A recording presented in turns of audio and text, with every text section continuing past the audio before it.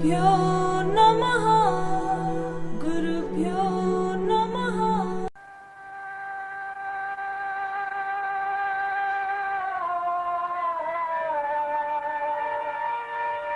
नमः शिवाय।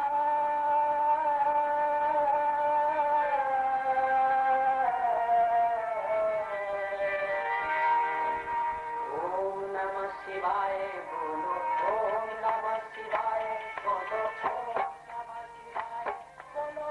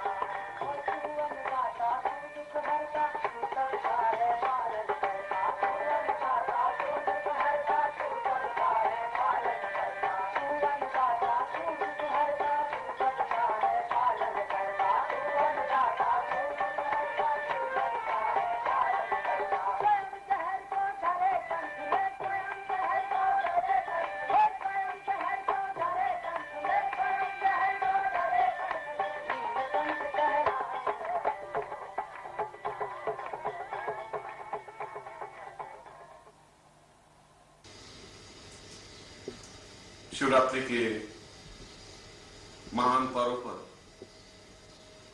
भगवान शिव के स्तोत्र के साथ मैं शिव सूत्र के उन रहस्यों को स्पष्ट करने जा रहा हूं जो हमारे जीवन के आधार हैं, जिन सूत्रों के माध्यम से हम अपने जीवन के उलझे हुए रहस्यों को खोल सकते हैं, हम अपने जीवन की जटिलताओं को अनुकूल बना सकते हैं और एक बूंद की यात्रा को पूर्णता देते हुए सागर तक पहुंचाने की व्यवस्था कर सकते हैं।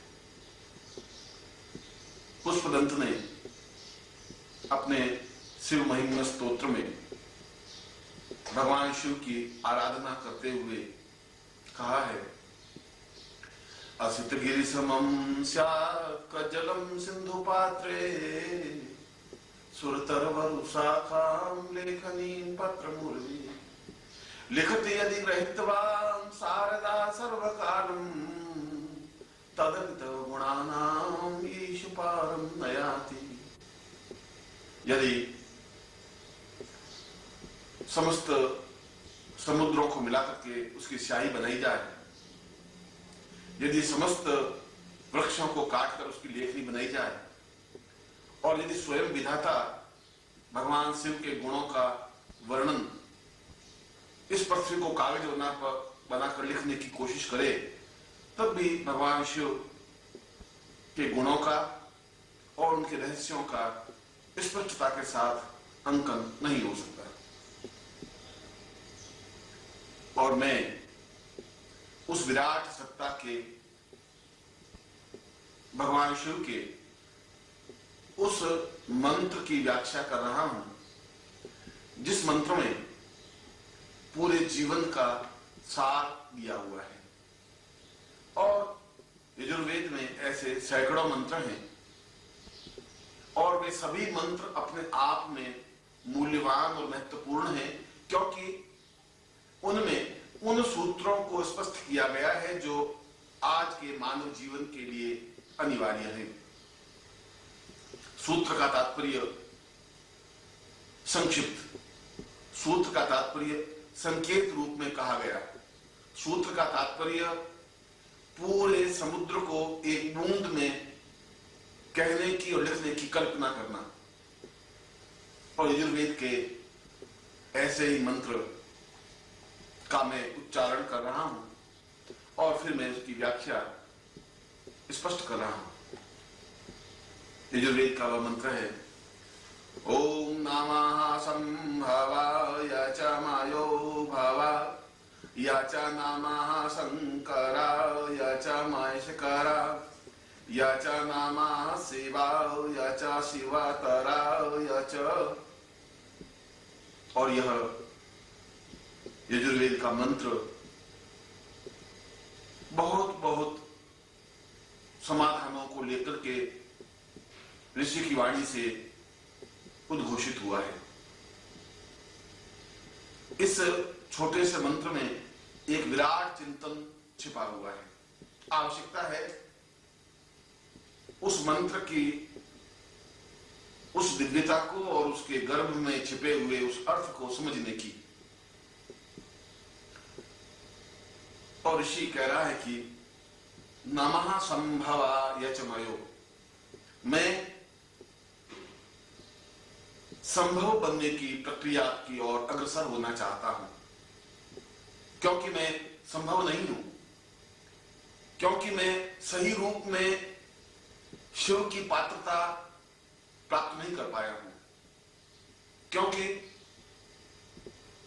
जीवन के दो सत्य हैं। एक सत्य है पूर्ण रूप से समर्पण होने का, पूर्ण रूप से श्रद्धानत होने का, पूर्ण रूप से विनीत होने का, नम्र होने का। और दूसरा मार्ग है आक्रमण करने का, प्रहार करने का, बलपूर्वक कार्य करने का। मगर उस संभवाय में इन दोनों ही अर्थ के तत्वों को स्पष्ट किया गया है। ऋषि कह रहा है कि मैं उस आक्रामक वृत्ति को प्राप्त नहीं कर सकता, नहीं करना चाहता, क्योंकि वह आक्रामक वृत्ति विज्ञान की वृत्ति है। ज्ञान और विज्ञान में मूलभूत अंतर है। ज्ञान को नारी कहा गया है, स्त्री कहा गया है, और विज्ञान को आक्रामक कहा गया है, पुरुष कहा गया है। और पुरुष बनकर के केवल आक्रमण करना ही जानता है। पुरुष आक्रामक होता है। पुरुष उस चिंतन को, उस तथ्य को समझने की कोशिश नहीं करता। ज्ञान हमेशा नम्रता सिखाता है। हम भगवान शिव के दरबार में पहुंचते हैं, भगवान शिव के मंदिर में जाते हैं तो हाथ जोड़ करके और 10 उंगलियों को परस्पर जोड़ करके अपने सिर को झुका करके प्रणाम करते हैं। और इस बात का चिंतन है कि मैं अपनी 5 कर्मेंद्रियां और 5 ज्ञानेंद्रियों, इन 10 इंद्रियों, इन 10 उंगलियों का मतलब है 10 इंद्रियों को आबद्ध करके और अपने सिर में जो बुद्धि है, जो अहंकार है, उसको नीचे गिराता हुआ मैं आपको प्रणाम करता हूं। और हमारी यह प्रणाम वृत्ति, यह हमारा प्रणाम करने का तरीका जीवन का एक सत्य है, क्योंकि हम विनीत होकर के चलने की क्रिया जानते हैं, हम संभव होने की क्रिया जानते हैं, हम संभव बनने की प्रक्रिया की ओर अग्रसर होते हैं। स्त्री अपने आप में एक पूर्ण समर्पण है, क्योंकि उसका रास्ता समर्पण का रास्ता है, विनय का रास्ता है, नम्रता का रास्ता है, अपने आप में झुकने का रास्ता है। विज्ञान जब उस पर हावी होता है और जब पुरुष विज्ञान में बन जाता है तो उस पर आक्रमण करता है, बलात्कार करता है। मगर इस बलात्कार में एक चीज छूट जाती है। उस बलात्कार से इस नारी शरीर को तो प्राप्त कर लेता है। हो सकता है कि पुरुष आक्रामक बनकर के नारी शरीर को हथिया ले, एकांत में कोई नारी खड़ी है और पुरुष बलपूर्वक उसको दबोच ले। मगर इस दबोचने में नारी शरीर उससे प्राप्त हो सकता है, मगर क्या उस नारी शरीर के अंदर आत्मा है, वहां तक वह पहुंच सकता है? क्या वह आत्मा को अपने अधिकार में दे सकता है? शायद ऐसा नहीं कर सकता है। ठीक इसी प्रकार से विज्ञान के माध्यम से भगवान शिव को नहीं समझा जा सकता। विज्ञान तो आक्रमण का रास्ता है, विज्ञान के माध्यम से संभव नहीं बना जा सकता। जहां विज्ञान है, उस विज्ञान से हम शिव के मंत्र के अर्थ को तो समझ सकते हैं, इस नमः संभवाय के अर्थ को समझ सकते हैं, मगर इस सूत्र तक नहीं पहुंच सकते। इस सूत्र तक पहुंचने के लिए उस आत्मा को स्पर्श करना पड़ेगा, और उस आत्मा को स्पर्श करने के लिए आक्रामक वृत्ति नहीं चाहिए। आक्रामक वृत्ति केवल शरीर को दे सकती है। हम नारी शरीर पर आक्रमण करके उसके शरीर को ले सकते हैं, मगर आक्रामक वृत्ति होने से उसके प्यार को नहीं प्राप्त कर सकते, उसके प्रेम को प्राप्त नहीं कर सकते, उसकी नम्रता को प्राप्त नहीं कर सकते, उसके हृदय को प्राप्त नहीं कर सकते। और जब तक उस नारी के हृदय को स्पर्श नहीं कर सकते, उसकी आत्मा को नहीं जीत सकते, तब तक जीवन में आनंद का रास्ता प्राप्त नहीं हो सकता। आक्रमण से जीवन की पूर्णता और जीवन का आनंद और जीवन की मधुरता अनुभव नहीं हो सकती। इसलिए ऋषि कह रहा है कि संभवाय, मैं संभव करना चाहता हूं। संभव पूर्ण नम्र, पूर्ण विनीत, पूर्ण समर्पण युक्त, और यह पूर्ण समर्पण युक्त ज्ञान के माध्यम से ही संभव हो सकता है। विज्ञान तो एक प्रकार से विश्लेषण करता है। एक गुलाब का पुष्प बहुत सुंदर विकसित है, झूम रहा है डाली पर, ज्ञान उसको देख कर एहसास करेगा कि यह कितनी मधुरता के साथ मुस्कुरा रहा है। उसको उस गुलाब के फूल में मुस्कुराहट दिखाई देगी, और यदि उसका हृदय विकसित है तो उस गुलाब के पुष्प में उसकी प्रेमिका का चित्र और बिंब अनुभव होने लगेगा। मगर यह हो सकता है जब वह संभव हो। मगर यदि वह आक्रामक है, यदि वह विज्ञान के रास्ते पर चलता है, तो उस गुलाब के पुष्प को तोड़ डालेगा, और तोड़ करके उसकी पत्तियों को, उसकी पंखुड़ियों को अलग अलग करके यह एहसास करवा देगा कि इसमें कार्बोहाइड्रेट इतना है, इसमें ऑक्सीजन इतना है, इसमें जल इतना है, और इसमें कौन कौन से तत्व कितने हैं। मगर कौन से तत्वों को ढूंढने में उस गुलाब के पुष्प के सौंदर्य को नष्ट कर दिया, और यह सौंदर्य नष्ट हो जाना प्रकृति को नष्ट करना है। यह सौंदर्य नष्ट हो जाना ईश्वर की सत्ता को नष्ट करना है। यह सौंदर्य नष्ट कर देने का मतलब विश्व को समाप्त कर देने की क्रिया है। विज्ञान निरंतर उस नष्ट करने की प्रवृत्ति की ओर अग्रसर है, क्योंकि वह आक्रामक है, क्योंकि वह आक्रमण करना चाहता है, क्योंकि वह जबरदस्ती किसी को छीनना चाहता है, झपटना चाहता है, किसी पर अधिकार करना चाहता है। और इसीलिए ऋषि कह रहा है कि मैं उस आक्रामक वृत्ति को विज्ञान के माध्यम से, उस चिंतन के माध्यम से उस आत्मा तक नहीं पहुंच सकता जिस आत्मा को शिवत्व कहा गया है। अगर हमें शिव के पास पहुंचना है तो नम्रता के रास्ते से पहुंच सकते हैं। यदि हम उस आत्म तत्व को देखना है तो फिर हमें संभव बनना पड़ेगा। यदि हम उस परमात्मा में अपने आप को लीन करना है तो हमें समर्पण होने की क्रिया सीखनी पड़ेगी, और समर्पण होने के लिए अपनी 5 ज्ञानेंद्रियों और 5 ज्ञानेंद्रियों को एक साथ आबद्ध करना पड़ेगा, एक जगह इकट्ठा करना पड़ेगा, उसको प्रणिपात करना पड़ेगा, ज्ञान को कर्म पर हावी करना पड़ेगा।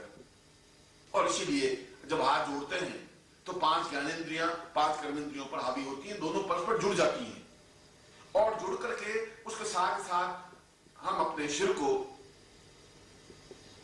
उस हाथ और बंधे हुए हाथ पर टिका देते हैं। और इस भाव का चिंतन है कि मैं अपनी बुद्धि को पूर्ण रूप से इस ज्ञानेंद्रियों के हवाले करता हूं। अब मेरे पास तर्क नहीं है, अब मेरे पास किसी प्रकार का मोह नहीं है, अब मेरे पास किसी प्रकार की आक्रामक वृत्ति नहीं है। मैं विनीत हूं, मैं नम्र हूं, मैं अपने आप में झुकने की क्रिया कर रहा हूं, मैं अपने आप में प्रणिपात होने की क्रिया कर रहा हूं। और जब ऐसी वृत्ति प्रारंभ होती है, जब ऐसी क्रिया प्रारंभ होती है, तब ज्ञान का उदय होता है। तब विज्ञान अपने आप में हमारे जीवन में और चिंतन से परे हटता है, क्योंकि विज्ञान एक बुद्धि को भ्रमित करने की क्रिया है। वह कहता है कि गुलाब के पुष्प में क्या है, कुछ नहीं है, और उसकी पंखुड़ियों को तोड़ कर बता देता है कि इसमें तो इतना कार्बन डाइऑक्साइड है। हम उस गुलाब के पुष्प के सौंदर्य को देखना चाहते हैं, उस गुलाब के हृदय तक पहुंचना चाहते हैं, उस गुलाब की मुस्कुराहट को देखना चाहते हैं, अनुभव करना चाहते हैं, और झूमती हुई डाली पर जो गुलाब का पुष्प विकसित है उसके सौंदर्य का आकलन करना चाहते हैं, आस्वादन लेना चाहते हैं। और वह आस्वादन तभी हो सकता है जब वह डाली पर खिला हुआ हो, जब वह मुस्कुराते हुआ झूम रहा हो। और ज्ञान उस गुलाब के पुष्प को डाली पर ही खिले रहने देना चाहता है। और इसीलिए वह ऋषि कह रहा है कि संभव, तुम्हें संभव बनना है। संभव बनने का मतलब है कि तुम्हें इस संसार की वृत्तियों को तोड़ना मरोड़ना नहीं है। संसार में जो कुछ है वह अपनी जगह बह रहा है, तुम उसके अनुरूप बनना है। तुम्हें अपने ज्ञान को, तुम्हारे अहंकार को समाप्त करना है और अपनी सारी चित्त वृत्तियों को, सारी कर्मेंद्रियों को और सारी ज्ञानेंद्रियों को एक साथ एकत्र करके उस संसार के प्रवाह में अपने आप को निमग्न करना है, बहने देना है। संभव का मतलब है मैं उसके अनुरूप बनने की क्रिया करना चाहता हूं। किसके अनुरूप? भगवान शिव के हृदय के अनुरूप बनने की क्रिया। क्योंकि भगवान शिव को समझना विज्ञान के माध्यम से संभव नहीं है। शिव को समझने के लिए शरीर के माध्यम से भी वो शिव को नहीं समझ सकते। उसको समझ सकते हैं अपने आप में पूर्ण प्रणिपात होते हुए, पूर्ण नमन होते हुए, पूर्ण चिंतन होते हुए। और इस प्रणिपात करने की क्रिया नमः संभवा यच मयो, मैं स्वयं ऐसा बनना चाहता हूं। क्योंकि मुझ में यह ज्ञान, यह चिंतन, यह विचार, यह धारणा पैदा हो, मैं एहसास कर सकूं कि मैं इस संसार के सारे घटनाक्रमों को, जो संसार प्रभावशील है, उसको मैं मोड़ना नहीं चाहता हूं। मैं तो उसका अनुरूप बनना चाहता हूं। मैं धारा के अनुरूप बहकर के समुद्र में विलीन होना चाहता हूं। क्योंकि भगवान शिव तो अपने आप में पूर्णता युक्त हैं, जिसको शास्त्रों में पूर्ण कहा गया है, जिसको ज्ञान में पूर्णत्व कहा गया है, जिसको परमात्मा कहा गया है, जिसको आत्मा में परमात्मा का विलीन होने की क्रिया कहा गया है, वह एकमात्र शिव है, वह देव है और देवताओं की देव महादेव है। और इसीलिए उनको समझने की क्रिया जीवन के आधारभूत चिंतन को समझने की क्रिया है। क्योंकि मैं स्वयं उसके उत्पत्ति प्रजनन बिंदु को, उसके उत्पत्ति स्थल को देखना चाहता हूं। हम शिव को क्यों समझना चाहते हैं? हम ब्रह्मा को क्यों नहीं समझना चाहते? विष्णु को क्यों नहीं समझना चाहते? हम केवल भगवान शिव को ही क्यों समझना चाहते हैं? इसलिए कि भगवान स्वयं शिव प्रजनन युक्त है। ये सारी सृष्टि के नियामक हैं, सारी सृष्टि को उत्पत्ति करने वाले एक चिंतन युक्त आग्रह है। हमारे चित्त की 3 वृत्तियां हैं। पहली वृत्ति, हम जो कुछ विश्व में घटित हो रहा है उसको देखते हैं और उसमें एक भाग बन जाते हैं। यदि कहीं दुखद समाचार मिलता है तो हम दुखी हो जाते हैं, यदि कोई खुशी के समाचार मिल जाते हैं तो हम खुशी हो जाते हैं, यदि कहीं थोड़ी सी परेशानी आती है तो हम परेशान हो जाते हैं, यदि कुछ प्राप्त हो जाता है तो हम बहुत आनंद अनुभव करने लगते हैं। यह अनुभव करना अलग चीज है, अनुभव युक्त होना अलग चीज है। यह आनंद के लिए, एक क्षण भर के लिए एक आग्रह को प्राप्त कर लेना अलग चीज है, स्वयं आनंद युक्त बन जाना अलग चीज है। और इसीलिए भगवान शिव पूर्ण आनंद युक्त है। आनंद की कल्पना नहीं है, आनंद का छलावा नहीं है, क्योंकि वो 30 स्तर पर है। पहले स्तर पर तो आदमी बिल्कुल अलग अलग रूपों में विचरण करता रहता है। वह सुखी भी होता है, दुखी भी होता है, रोता भी है, हंसता भी है, मुस्कुराता भी है और जीवन के वे सारे कार्यकलाप करता रहता है जैसा जीवन चल रहा है। दूसरों के जीवन के अनुरूप बनने की क्रिया की कोशिश करता है। ये तो पहला चित्त है। इस पहले चित्त को तोड़ना पड़ेगा और तोड़ने पर ही संभव युक्त बनना पड़ेगा। संभव युक्त बनने की क्रिया उस पहले चित्त की क्रिया को तोड़ना है, उसके अंदर प्रवेश करने की क्रिया है। क्योंकि शिवत्व को समझने के लिए, शिव तक पहुंचने के लिए यह जरूरी है कि हम ऊपर के तल को तोड़ दें। हम पूर्ण रूप से समर्पण युक्त होने की क्रिया करें, पूर्ण रूप से नमन होने की क्रिया सीखें, पूर्ण रूप से आंख बंद करके भगवान शिव के स्वरूप में निमग्न होने का चिंतन और विचार करें। इसीलिए कहा है कि नमः संभवा यच मयो, मैं स्वयं ऐसा चाहता हूं नहीं, क्योंकि मैं ऊपरी वृत्ति पर, ऊपरी तल पर ही घूम रहा हूं और ऊपरी तल पर घूमने से सत्य के साक्षात्कार दर्शन नहीं हो सकते। मैं शिवत्व तक नहीं पहुंच सकता, शिव के उस आनंद को लीन नहीं हो सकता। क्योंकि शास्त्रों में भगवान शिव के स्वरूप का एक अजीब और अद्भुत ढंग से वर्णन किया है। भगवान शिव स्वयं तीनों लोकों के संपदा के स्वामी हैं। कुबेर के अधिपति हैं और उसके बावजूद भी वे संसार में रहते हैं, निश्चिंत, निर्भीक, निर्द्वंद्व। कहीं किसी प्रकार का मोह नहीं है। उस धन संपदा होते हुए भी वे निर्लिप्त हैं, उसमें आग्रह युक्त लगे हुए नहीं है, वो धन संपदा को भोगने के आकांक्षी नहीं है। उसके सामने धन संपदा तो बिखरी हुई है, बिखरने के बावजूद भी वे बिल्कुल तटस्थ हैं। वे संसार में उस स्थान पर बैठे हुए हैं जहां मृत्यु उनका कुछ अहित नहीं कर सकती, क्योंकि वे स्वयं इस बात को समझते हैं कि जीवन में अनुरक्त होने से अनुकूलता प्राप्त नहीं हो सकती। और भगवान शिव उस पार्वती के पति हैं जो स्वयं अपने आप में शक्ति स्वरूपा है, भगवती जगदम्बा है, शक्ति का अक्षय भंडार है। और अक्षय भंडार होते हुए भी, उस शक्ति के पति होते हुए भी भगवान शिव बिल्कुल नम्र हैं, बिल्कुल निश्चिंत हैं। उनमें किसी प्रकार का आयुध नहीं है, किसी प्रकार की ताकत प्रदर्शन करने की इच्छा नहीं है। वे बिल्कुल पालती मार करके निश्चिंत और निर्भीक बैठे हुए हैं। संसार की घटनाओं का प्रभाव उन पर नहीं पड़ता और संपदा के स्वामी होते हुए भी वे उस धन में, उस संग्राहक वृत्ति में लीन नहीं है। अपने शरीर पर कपड़े ही नहीं है, वे तो मस्ती के साथ बैठे हुए हैं। उनके चेहरे पर जो आनंद है, उनके चेहरे पर जो मस्ती है, उनके चेहरे पर जो एक तुष्टि का भाव है, वह तुष्टि का भाव, वह आनंद का भाव, वह मस्ती का भाव प्राप्त हो। ऋषि कह रहा है कि यचमयो, मैं स्वयं वह तुष्टि, वह आनंद चाहता हूं जो भगवान शिव के पास है। और इसीलिए मैं उस अपने ज्ञान के प्रथम तल से दूसरे तल की ओर जाने की इच्छा रखता हूं। नमः, मैं नमन के युक्त, प्रणाम के साथ में, मैं समर्पण के साथ में, जीवन के प्रवाह के साथ में मैं उस भगवान शिव को प्राप्त करना चाहता हूं जो शिव मृत्यु पर विजय प्राप्त करने वाला है। मृत्यु जिसको स्पर्श नहीं कर सकती, लोभ, क्रोध और मोह जिसको स्पर्श नहीं कर सकते, जो इन सारे तत्वों से परे है, जिसके चेहरे पर एक अखंड आनंद की वर्षा होती रहती है, जिसके होठों पर एक गुनगुनाहट, एक मुस्कुराहट है, एक प्रवाह है, एक जीवन का सत्य है। मैं उस जीवन के सत्य को केवल शिव के माध्यम से ही प्राप्त कर सकता हूं, शिव के माध्यम से ही समझ सकता हूं, और किसी देवता के माध्यम से मैं नहीं समझ सकता। और कोई देवता इतना निश्चिंत है ही नहीं, और कोई देवता इतना निर्द्वंद्व नहीं है, और कोई देवता इतना मस्त और आनंद के साथ जीने वाला नहीं है। जिसके पास सब कुछ होते हुए भी निश्चिंत है, वह आक्रामक बन सकता है क्योंकि वह शक्ति के अधिपति हैं। वे भोग और विलास में लीन हो सकते हैं क्योंकि वे कुबेर के अधिपति हैं, परंतु उसके बावजूद भी वे तटस्थ हैं, वे इन सबसे परे हैं। और मैं अपने जीवन में उस भगवान शिव की आराधना करके कुबेर के समान संपदा का स्वामी तो होना चाहता हूं। मेरे जीवन में धन की कमी नहीं रहे। उस धन के लिए मुझे लक्ष्मी की आराधना करने की जरूरत नहीं है, भगवान विष्णु की प्रार्थना करने की जरूरत नहीं है, उस कुबेर की मंत्र जाप करने की जरूरत नहीं है, क्योंकि भगवान शिव की साधना करने से स्वयं मैं अपने आप में उस धन को प्राप्त कर लूंगा, उस ऐश्वर्य को प्राप्त कर लूंगा, उस पूर्णता को प्राप्त कर लूंगा जो कुबेर के पास है, जो लक्ष्मी के पास है।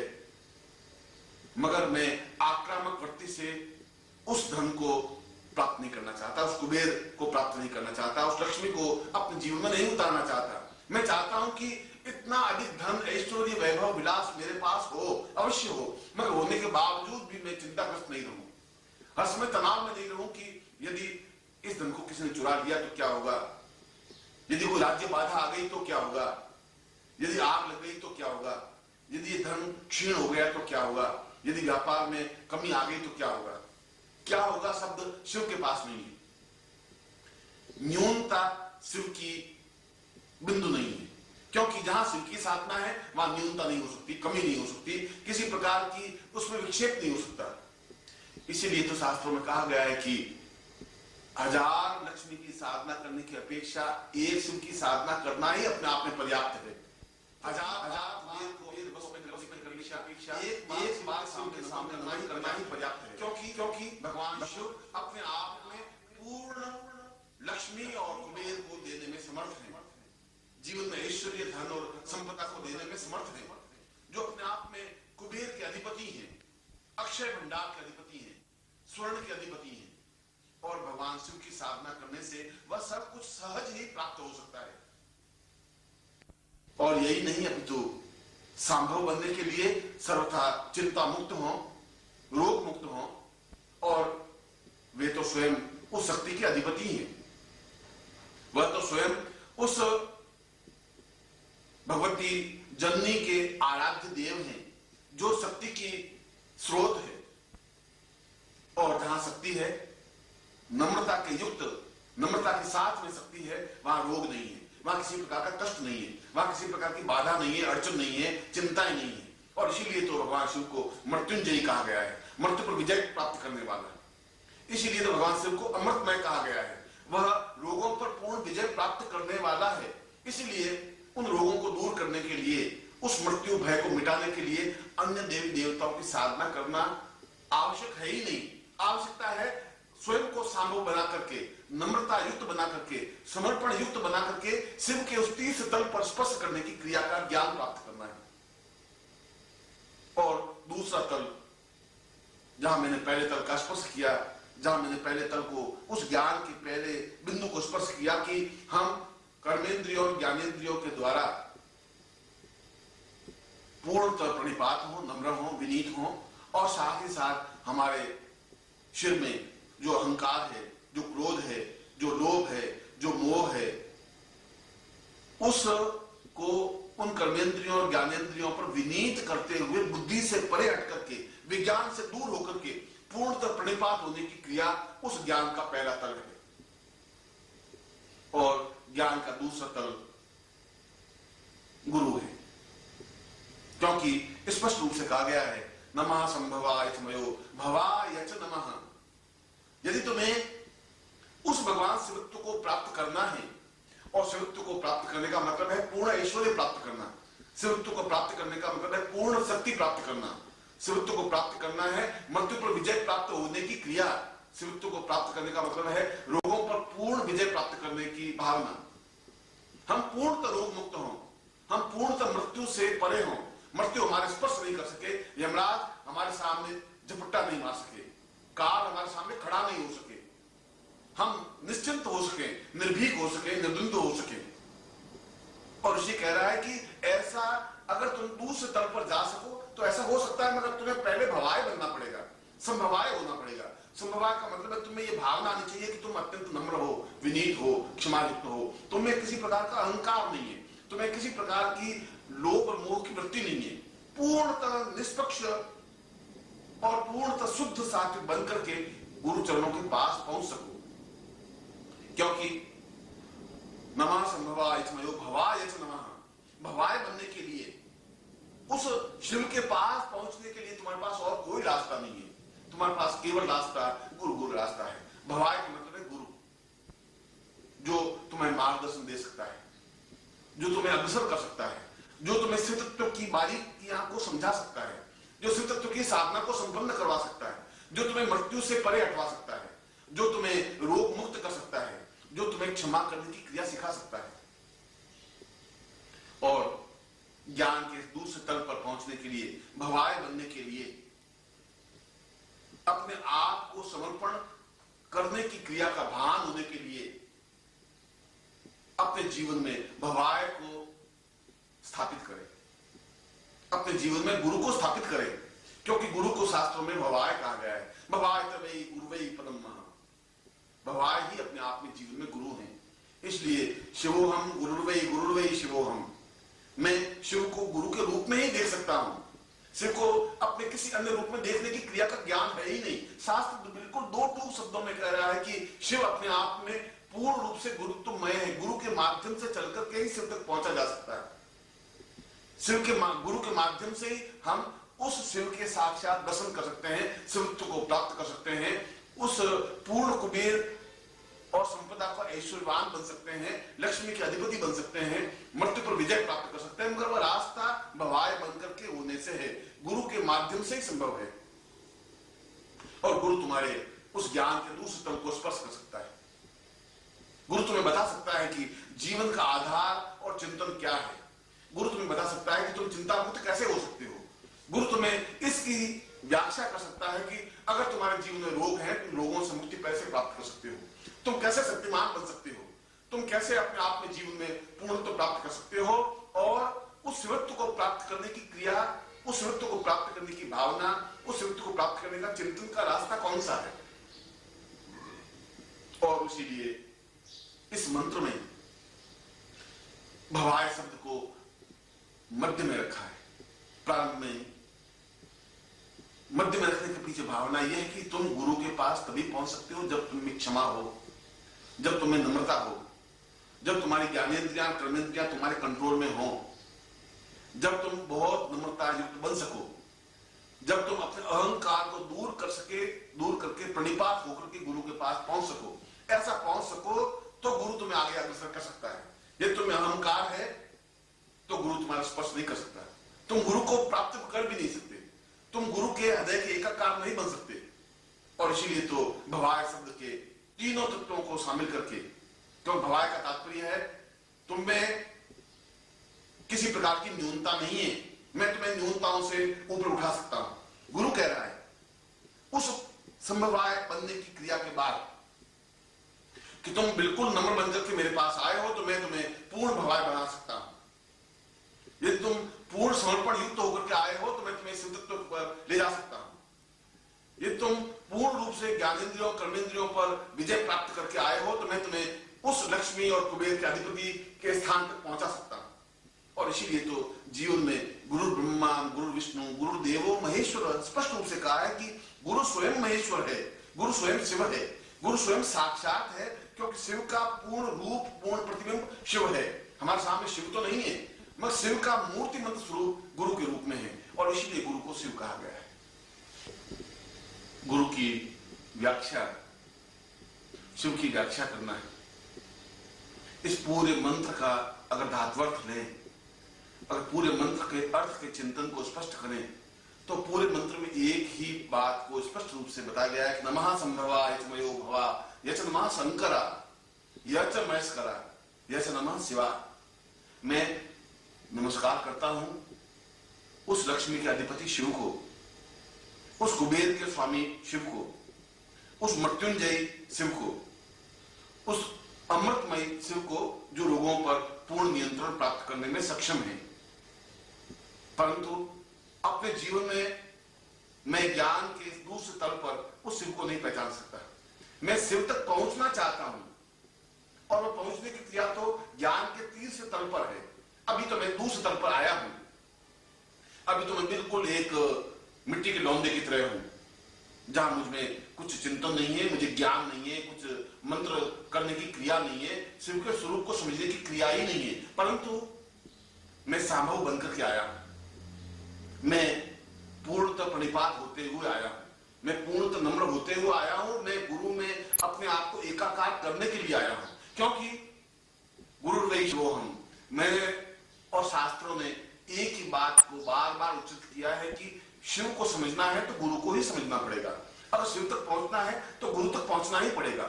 गुरु के माध्यम से ही हम शिव तक पहुंच सकते हैं, और यदि हम शिव तक पहुंचे ही नहीं तो जीवन में हम मृत्यु पर विजय प्राप्त कर ही नहीं सकते। संसार का कोई देवता शिव के समान नहीं है जो मृत्यु पर विजय प्राप्त करने में सक्षम हो। संसार के 8 प्रकार की बाधाएं हैं, और उन 8 प्रकार की बाधाओं में पहली बाधा मृत्यु है, दूसरी बाधा रोग है, तीसरी बाधा ऋण है, चौथी बाधा कुटुंब क्षय है, पांचवी बाधा बुद्धिहीनता है, छठी बाधा शत्रु आक्रमण है, सातवीं बाधा ग्रस्त न्यूनता है, और आठवीं बाधा ज्ञान की न्यूनता है। और ये 8 शत्रुओं पर विजय प्राप्त करने के लिए यदि कोई एक अधिपति है तो वे भगवान शिव हैं। महेश कराय का मतलब है उन 8 प्रकार की बाधाओं पर नियंत्रण प्राप्त करने के लिए भगवान शिव को मैं प्राप्त करूं, मगर मैं तो अभी तक दूसरे तल पर ही हूं, मुझे इस बात का ज्ञान नहीं है। और यहां पर महेश करा तुम्हें अपने जीवन में यदि इन सभी बाधाओं पर पूर्ण नियंत्रण प्राप्त करना है, यदि पूर्णतः रोग मुक्त होना है, यदि पूर्णतः ऋण मुक्त होना है, यदि पूर्णतः मृत्यु पर विजय प्राप्त करनी है, यदि जीवन में चिंताओं को परे हटाना है, यदि जीवन में सब कुछ समर्थ बनना है, तो महेश कराए तो तुम्हें गुरु के माध्यम से शिव तक पहुंच सकते हो। गुरु के माध्यम से बाधाओं पर विजय प्राप्त कर सकते हो। महेश कराए का पाणिनि ने अर्थ किया है कि मैं स्वयं पूर्णतः अनुरुक्त, नमन और विनीत होते हुए गुरु के चरणों में समर्पित हो सकूं, क्योंकि शिवोहम गुरुर्वै शिवोहम। मैं उस शिव को देखा नहीं, मैं तो गुरु को देखा है। और शास्त्र इस बात को स्वीकार करते हैं कि भगवान शिव अलग सत्ता नहीं है, गुरु को ही भगवान शिव माना गया है, क्योंकि गुरुर्वै शिवोहम, गुरु ही शिव है। शिव अलग चीज है ही नहीं, अलग तत्व ही नहीं है। जो कुछ शिव तत्व है वह गुरु तत्व ही है। इसीलिए शास्त्रों ने बार बार गुरु को ही शिव माना है। और गुरु तक पहुंचने के लिए उसी वेद के साथ बहने की क्रिया का ज्ञान होना है, जिस वेद के साथ नदी पहाड़ों से उतर करके समुद्र में विलीन होने की क्रिया करती है। जिस समय शिष्य में यह भावना आ जाती है कि मैं एक नदी हूं और तेजी के साथ बहती हुई समर्पण के साथ गुरु में लीन होने की क्रिया जानना चाहता हूं, और जिस क्षण वह तेजी के साथ दौड़ता हुआ गुरु में लीन हो जाता है, तो निश्चय ही वह दूसरे तल पर पहुंच जाता है। उसको यह एहसास होना चाहिए कि मैं जब बैठूं तो मेरे सामने गुरु सामने साकार हूं, जब मैं आंख बंद करूं तो गुरु का बिंब मेरे सामने स्पष्ट हो, जब मैं चिंतन करूं तो केवल गुरु शब्द ही मेरे चिंतन में हो, मैं केवल मंत्र जाप करूं तो केवल गुरु मंत्र जाप ही करूं, क्योंकि मेरे जीवन में गुरु के अलावा कोई मकसद, कोई महत्व, कोई मूल्य है ही नहीं।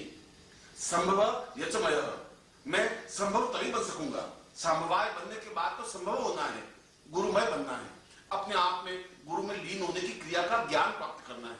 और यह गुरु को प्राप्त करने की क्रिया जीवन का पूर्ण सत्य है, पूर्णता है, जीवन का आनंद है, जीवन की मस्ती है, एक छलकता हुआ जाम है। और जब हम एहसास कर सके कि यह वायु, यह हवा, यह पवन, यह जीवन का आनंद, यह जीवन का ऐश्वर्य, यह जीवन का सुख और सौभाग्य पूर्णतः गुरु में लीन होने की क्रिया से ही प्राप्त हो सकता है। और इसीलिए गुरु स्वयं महेश कराय, वह गुरु कहता है कि तुम्हें चिंता नहीं करनी है, तुम्हें चिंता मुक्त होना है, क्योंकि मैं तुम्हारा गुरु हूं और मुझे चिंता किसी प्रकार से व्याप्त नहीं होती, मैं चिंताओं से परे हूं। मैं तुम्हारी चिंताओं को अपने ऊपर जज्ब करने की क्रिया जानता हूं, मैं तुम्हारी चिंताएं अपने ऊपर ले लेता हूं। तुम्हें तो निश्चिंत होना है, निर्भीक होना है, तुम्हें तो मस्ती के साथ थिरकना है, नाचना है, तुम्हें तो अपने जीवन में उत्सवमय बनना है, काव्यमय बनना है, प्रेरणामय बनना है। तुम्हें इस बात की चिंता नहीं करनी है कि तुम्हारे जीवन को कहां मुझे ले जाना है, तुम्हें इस बात की चिंता नहीं करनी है कि तुम किस पथ पर अग्रसर हो, तुम्हें तो अपनी उंगली गुरु के हाथों में सौंप देना है, महेश कराय हो जाना है। और महेश कराय का तात्पर्य है कि हम बिना हिचकिचाहट के अपना हाथ गुरु के हाथ में सौंप दें और निश्चिंत हो जाए। वह जिस प्रकार से भी हमें अग्रसर करे हम अग्रसर हों, वह जिस प्रकार से हमें गतिशील करे हम गतिशील हों। हमारा किसी प्रकार से बुद्धि और चिंतन नहीं होना चाहिए, हम किसी प्रकार से तर्क और वितर्क नहीं करें, हम कुतर्क और कुचक्र में उलझे नहीं। हमने तो उस घोर अंधकार में अपने हाथ गुरु के हाथों में सौंप दिया है। और महेश कराय का तात्पर्य ही इस मंत्र में ऋषि के वाणी के माध्यम से स्पष्ट हुआ है कि गुरु दो टूक शब्दों में शिष्य को समझा रहा है कि तुम कुछ हो ही नहीं, तुम्हारी सत्ता तो मेरी सत्ता है, क्योंकि तुम्हारा शरीर मेरा दिया हुआ है, तुम्हारे प्राण मेरे प्राणों से जुड़े हुए हैं, तुम अलग सत्ता नहीं बन सकते, तुम अलग रह ही नहीं सकते, अलग रहने की क्रिया का तुम्हें ज्ञान ही नहीं है। अलग रहकर के तुम मृत्यु की ओर अग्रसर हो जाओगे, अलग रहकर के तुम रोगग्रस्त हो जाओगे, अलग होकर के तो तुम चिंताग्रस्त होकर के अपने जीवन को समाप्त कर दोगे, जीवन का आनंद प्राप्त नहीं कर सकते, जीवन का ऐश्वर्य प्राप्त नहीं कर सकते, चिंता रहित होकर के जीवन को उत्सवमय नहीं बना सकते। और जीवन को उत्सवमय, जीवन को काव्यमय, जीवन को प्रेरणामय, जीवन को मुस्कुराहट युक्त बनाने के लिए यह जरूरी है कि तुम महेश कराय बने, तुम निश्चिंत बनो, तुम निर्द्वंद बनो। तुम्हें इस बात की चिंता नहीं करनी है कि तुम कहां गतिशील हो, तुम्हें तो केवल उस पथ पर गतिशील होना है जहां गुरु तुम्हें अग्रसर करता है। अपने आप को पूर्ण समर्पण होने की क्रिया का ज्ञान प्राप्त करो, अपने आप को, अपने शरीर को समर्पित कर दो कि यह शरीर मेरा है ही नहीं, यह तो गुरु से उपयोग करना चाहे करे। इस शरीर में क्या क्या समावेश है, इस शरीर में क्या क्या ज्ञान है, इस शरीर में कहां तक तत्व है, वह तो गुरु जाने। इस शरीर का क्या उपयोग करना है, इस शरीर पर मेरा अधिकार नहीं है, यह तो गुरु का है। गुरु चरणों में निमग्न है, गुरु चरणों में अपने आप में पूर्णतः सत्ता युक्त है। और जब ऐसा महेश्वर बनेगा, जब ऐसा चिंतन बनेगा, तब शिष्य अकेला नहीं रह सकता, तब शिष्य अलग नहीं रह सकता, तब शिष्य अपने आप में गुरु से दूर रहने की क्रिया रख ही नहीं सकता। फिर तो उसको तेजी के साथ आगे बढ़कर के पूर्णता युक्त बनने की क्रिया की ओर अग्रसर होना ही है। और इसीलिए उस मंत्र दृष्टा ऋषि ने कहा है कि महेश्वर बनने से ही जीवन में पूर्णता आ सकती है। अगर तुम शिवत्व तक पहुंचना चाहते हो, अगर तुम शिव को अपने जीवन में उतारना चाहते हो, अगर शिव की तरह तुम निश्चिंत और निर्भीक बनना चाहते हो, निर्द्वंद बनना चाहते हो, तो महेश्वर बनने से वैसा बन सकता है। और इस कार्य में केवल गुरु तुम्हारे सहायक है, क्योंकि गुरु तुम्हारी चिंताओं को अपने ऊपर दे सकते हैं। गुरु तुम्हें रोग रहित होने की क्रिया का ज्ञान दे सकते हैं। गुरु तो दो टूक शब्दों में कह सकते हैं कि इस हवा में जिस प्रकार से हवा नृत्य करती हुई गतिशील होती है, तुम्हें भी नृत्यशील होते हुए रहना है। तुम्हें हर क्षण गुरु के पास पहुंचने की क्रिया का ज्ञान प्राप्त करना है। तुम्हें कुछ नहीं करना है, तुम जहां पर भी हो वहां से तेजी के साथ बहते हुए गुरु के पास पहुंच जाओ। उसके बाद यह गुरु का कर्तव्य है कि तुम्हें किस प्रकार से अपने आप में विलीन कर दे। नदी अगर बीच में ठिठक करके रुके, बीच में रुक करके सोचे कि मैं समुद्र तक पहुंचू कि समुद्र क्या करेगा, किस प्रकार से मुझे अपने आप में समाएगा, मुझे किस तरीके से जाना है, ये कुछ नदी नहीं सोचती है। नदी सोचने की क्रिया है ही नहीं। नदी को तो तेजी के साथ बहना है और समुद्र में मिल जाना है। और गुरु दोनों बाहें फैलाए, अपने वक्षस्थल को फैलाए हुए खड़ा है। समुद्र तो दोनों हाथों को चौड़ा करके अपने सीने को सपाट करके खड़ा है कि नदी आए और मुझे विलीन हो जाए। समर्पण करने की क्रिया तो स्वयं तुम्हारे अंदर है, निमग्न होने की क्रिया तो तुम्हारे अंदर है ही, विलीन होने की क्रिया तुम्हें ज्ञान है ही। आवश्यकता है तेजी के साथ बढ़ने की, आवश्यकता है अपने स्थान से आगे बढ़कर के उन गुरु में लीन होने की, उसके पास पहुंचने की, अपने आप को समर्पित होने की। तुम्हें समर्पण सिखाने की जरूरत नहीं है। नदियों को कोई सिखाता नहीं है कि समर्पित कैसे हो, हवा को कोई सिखाता नहीं है कि कैसे बहना चाहिए, लहरों को कोई सिखाता नहीं है कि उनको नृत्य कैसे करना है, कोयल को सिखाता नहीं है कि उसको आवाज कैसे भरनी है, और गुलाब को सिखाता नहीं है कि उसको किस प्रकार से मुस्कुराहट बिखेरनी है। क्योंकि तुम्हारा नृत्य, तुम्हारी मुस्कुराहट, तुम्हारे जीवन का आनंद तो गुरु का आनंद है, गुरु की मुस्कुराहट है। तुम्हें तो केवल एक पात्र बनना है, तुम्हें तो केवल एक आधार बनना है, तुम्हें तो एक अपने आप को उपस्थित करना है। और जिस समय गुरु का स्पर्श होगा, गुरु के शरीर की रगड़ तुम खाओगे, गुरु के शरीर का स्पर्श अनुभव करोगे, तो अपने आप में बिजली का करंट सा, बिजली का विद्युत प्रवाह सा पूरे शरीर में होने लगेगा। क्योंकि वह शिवमय है, वह कल्याणमय है, उसमें शिव की पूर्ण शक्ति समावेश है। इसलिए जो ही तुम्हारा शरीर गुरु के शरीर से रगड़ खाएगा, तो ही तुम्हारा शरीर अपने आप में एक विद्युत प्रवाह से भर जाएगा। और जो ही वह ज्ञान का समुद्र, जो ही वह गुरु का गंभीरता, गुरु का गुरुत्व तुम्हारे शरीर में समावेश होगा, तो ही तुम्हारा शरीर दैदीप्यमान हो जाएगा, तो ही तुम्हारे शरीर में एक विद्युत प्रवाह होने लगेगा, तो ही तुम्हारे शरीर में एक अजीब सी मस्ती थिरकन आने लगेगी। जो तुम गुरु के पास पहुंचोगे तो एहसास होगा कि मैं नृत्यमय बनने लगा हूं, मेरे पांव अपने आप उठने लगे हैं, मेरी आंखों में एक चमक आई है, मेरे चेहरे पर एक मुस्कुराहट आई है, मेरे होठों पर एक तरन्नुम आया है, और वह अपने आप तुम्हारा पूरा शरीर थिरकने लगेगा, नाचने लगेगा, झूमने लगेगा, मस्ती में प्रवाह सा होने लगेगा। क्योंकि तुमने अपना संबंध उस आनंद के प्रवाह से जोड़ दिया है। अभी तक तुम अलग थे, अभी तक तुम्हारा शरीर अलग था, तुम्हारे प्राण अलग थे, तुम्हारी चेतना अलग थी, तुम्हारा चिंतन, तुम्हारा विचार अलग था। मगर ज्यों ही तुम तेजी के साथ बढ़े और बढ़ करके ज्यों ही तुमने गुरु के शरीर को स्पर्श किया, अपनी बाहों में, उनकी बाहों में अपने आप को समर्पित किया, अपने सीने को, अपने शरीर को उनकी बाहों में सौंपा, त्यों ही वह सारा गुरु के शरीर के अंदर छिपा हुआ आनंद और सत्य तुम्हारे शरीर में समावेश हो गया, और समावेश होया और महेश्वर बन गए। वह समावेश हुआ और तुम्हारे पांव थिरकने लगे, और तुम महेश्वर बने और तुम्हारे होठों पर एक मुस्कुराहट आई, और तुम महेश्वर बने और तुम्हारे जीवन में आनंद का प्रवाह बहा, जीवन में एक उत्सव बना, जीवन में एक काव्य बना, जीवन को एक नवीन तरीके से देखने की क्रिया का ज्ञान हुआ। अभी तक तो तुम जीवन में चिंतायुक्त थे, अभी तक तो जीवन में मृत्यु भय से ग्रस्त थे, अभी तो तुम्हें विविध रोगों से आच्छादित थे। मैं पहली बार तुम्हें एहसास हुआ कि कोई है जो मुझे रोग रहित कर सकता है, चिंता मुक्त कर सकता है, जीवन में आनंद, खुशी और मस्ती दे सकता है, जीवन में उत्सव दे सकता है, जीवन में काव्य दे सकता है, जीवन में प्रेरणा दे सकता है। और वह प्रेरणा देने की क्रिया, काव्य देने की क्रिया, आनंद देने की क्रिया और शिवमय बनाने की क्रिया गुरु के साथ एकाकार हो जाना है।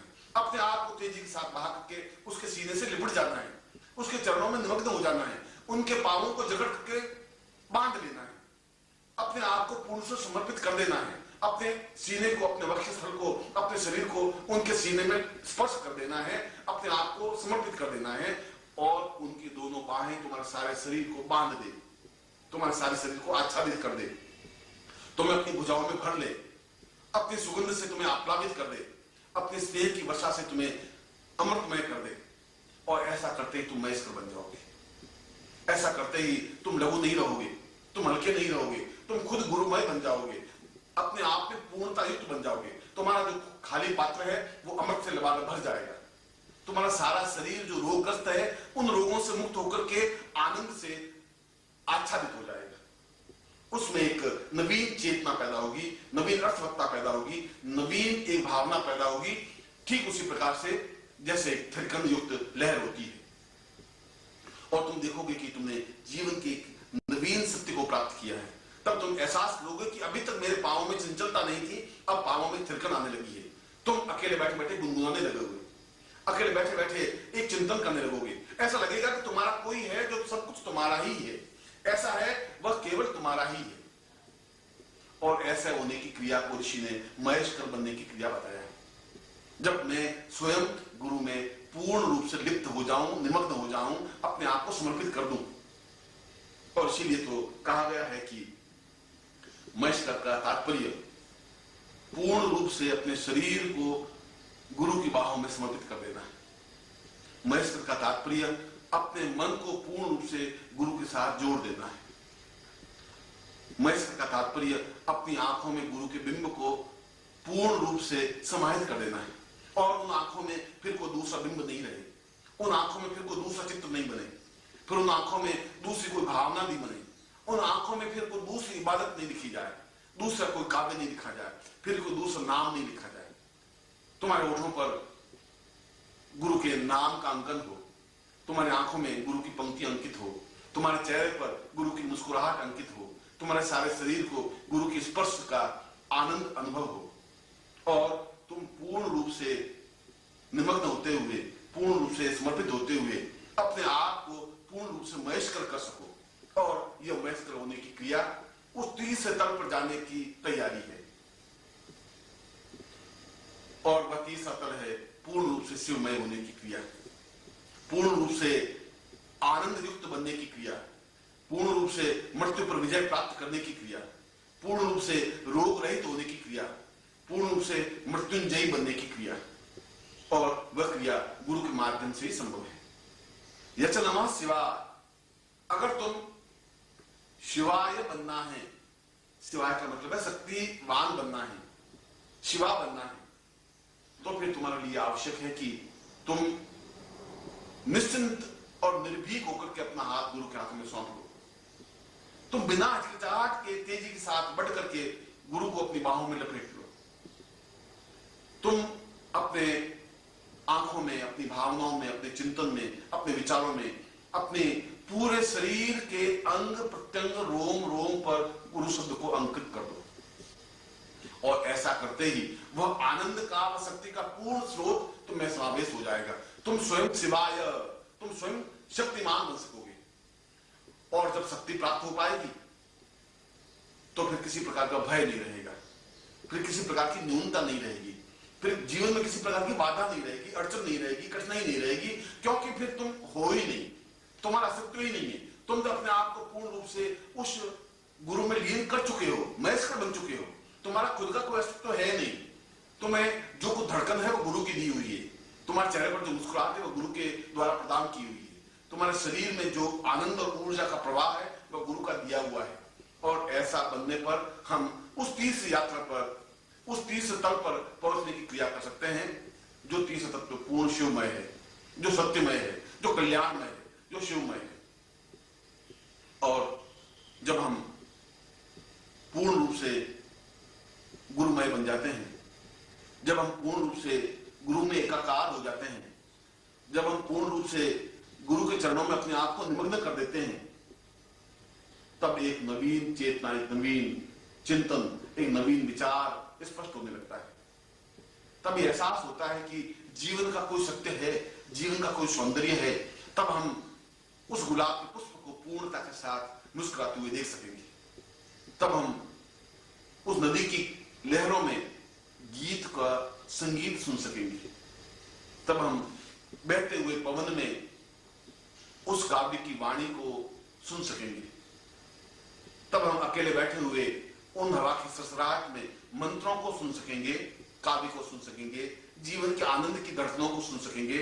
और तब हम अपने जीवन के और अपने शरीर के उस आनंद की ऊर्जा का आनंद ले सकेंगे जो हमारे जीवन का ध्येय है, जो हमारे जीवन का लक्ष्य है, जो हमारे जीवन की प्रेरणा है। तब तुम समझ सकोगे तुम्हारी धड़कन में कोई शब्द उच्चारित हो रहा है। तब तुम्हें स्पष्ट हो सकेगा, एहसास हो सकेगा कि तुम्हारे रोम रोम से कोई आवाज उच्चारित हो रही है। तब तुम्हें महसूस हो सकेगा कि जीवन का कुछ सत्य है, जीवन का कुछ आनंद है, जीवन का कुछ प्रवाह है। और उस जीवन के प्रवाह को समझने के लिए तुम्हारे केवल दो नेत्र खोलने से कुछ नहीं होगा, केवल होठों से गुरु शब्द उच्चारण करने से भी कुछ नहीं होगा। तुम्हारे शरीर के प्रत्येक रोम रोम को जागृत करना पड़ेगा। तुम्हारे शरीर के सोए हुए उन अणुओं और परमाणुओं को चेतना युक्त बनाना होगा। और वह चेतना युक्त बन सकेंगे गुरु के स्पर्श से, वे चेतना युक्त बन सकेंगे तुम्हारे समर्पण से, वे चेतना युक्त बन सकेंगे अपने शरीर को पूर्ण रूप से गुरु के शरीर में समाहित करने से, अपने चित्त को प्रभु के और गुरु के चित्त में समाहित करने से, समाधित करने से।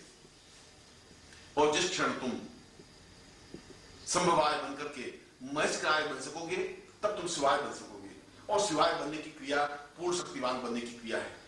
यचनाह, और मैं पूर्ण रूप से नम्रता युक्त बनकर के अपने अपने क्षण में उनके ध्यान के चिंतन युक्त बना सकता हूं और बनाता हूं, क्योंकि ऐसा होने पर उस आनंद के प्रवाह में निमग्न क्रिया और ज्ञान प्राप्त कर सकोगे।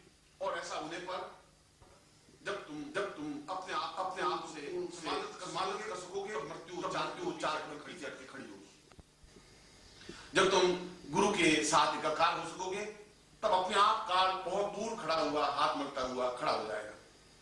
तब तुम्हें रोग व्याप्त नहीं हो सकेंगे, तब तुम्हें चिंताएं व्याप्त हो ही नहीं सकती, तुम्हारी आंखों में किसी प्रकार की नमी नहीं आ सकती, तुम्हारे चित्त में किसी प्रकार की व्याकुलता नहीं हो सकती, तुम्हारे सारे शरीर में किसी प्रकार का बुढ़ापा आक्रमण नहीं कर सकता। तुम चिर यौवनमय बन सकते हो, चिर कल्याणमय बन सकते हो, तुम्हारा रोम रोम थिरकन युक्त बन सकता है। तब तुम्हारा बुढ़ापा अपने आप में दूर हो जाएगा, तब तुम्हारी मृत्यु अपने आप में दूर हो जाएगी, तब तुम्हारे जीवन की अकल्याण, जीवन का अशुभ और जीवन का असौंदर्य अपने आप में समाप्त हो जाएगा, दूर हो जाएगा। तब तुम समझ सकोगे कि वास्तव में ही जीवन में महेश्वर बनने का क्या आनंद है, जीवन में शिवाय बनने का क्या सौंदर्य है। और ऐसा शिवाय बनने से, ऐसा संभवाय बनने से, ऐसा महेश्वराय बनने से उस आनंद को, उस गृहस्थ को पूर्णता के साथ प्राप्त कर सकोगे जो भगवान शिव का एक विचिंत्य और चिंत्य रूप है। क्योंकि भगवान शिव पूर्णतः गुरुमय हैं और इसीलिए इस पूरे मंत्र का भाव यह है कि हम पूर्ण रूप से शिवमय बने, पूर्ण रूप से कल्याण में बने और उस कल्याण में बनने के लिए उस गुरु के माध्यम से अपने आप को पूर्ण समर्पण होते हुए पूर्णता प्राप्त कर सके। मैं इस शिव सूत्र की, शिव मंत्र की व्याख्या करते हुए तुम सब शिष्यों को आशीर्वाद देता हूं कि तुम पूर्ण रूप से गुरुमय बनते हुए महेश्वराय बने, संभवाय बने, शिवमय बने। मैं ऐसा ही आशीर्वाद